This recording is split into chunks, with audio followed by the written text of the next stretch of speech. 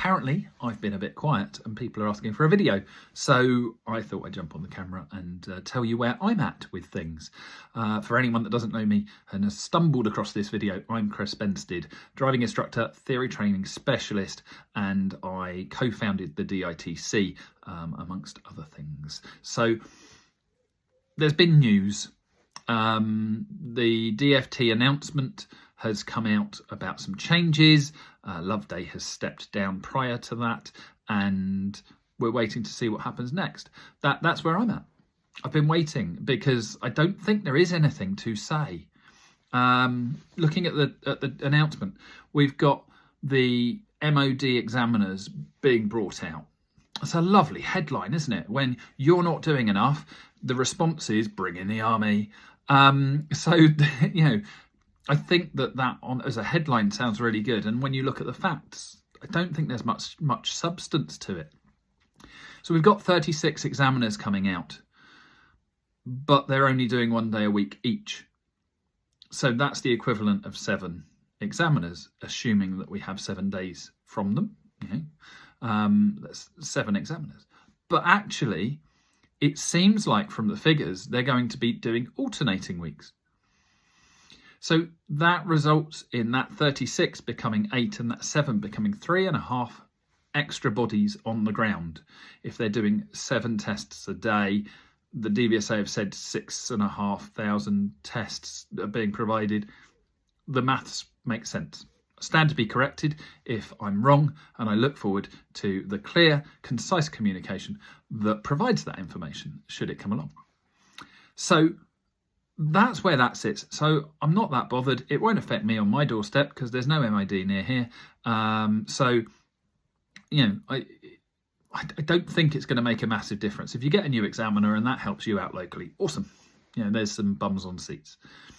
It doesn't seem to be addressing the actual issue of getting more examiners and essentially getting more test slots. That's what we need, is more test slots to get that more examiners. So there are measures that are needed to be taken to get those coming through, and I'm sure that the DVSA are doing work on that. I know they're doing work on that. I sit in a forum of people who talk about it, amongst other things. But I don't think they've done what's needed yet, because we're not any better off. The figures have gone the wrong way, not the right way. December 24, we were looking at 21.5 weeks. We're now looking at 22.8 weeks in England. Wales and Scotland have gone in a similar direction. So, you know, we know there's still a problem. It's the status quo, isn't it?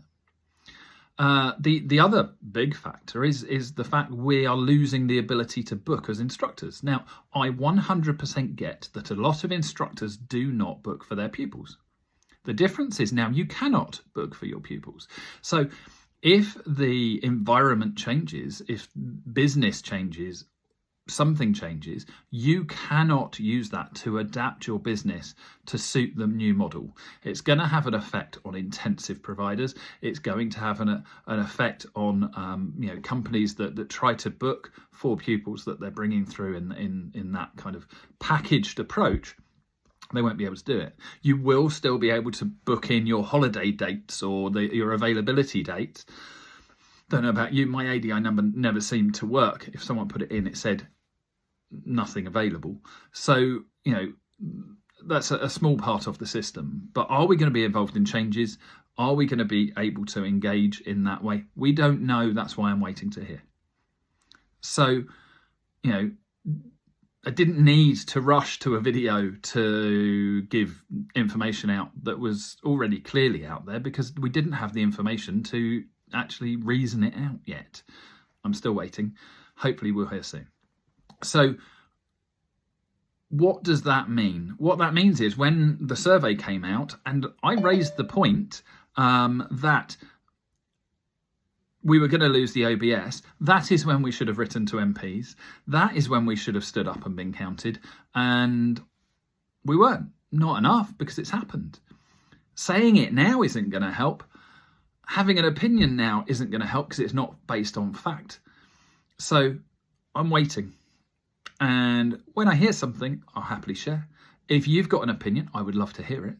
I'm always happy to hear people that disagree and think I've got it wrong. Just do it in a nice way, because it's nicer to read that way, when you're being told you're wrong.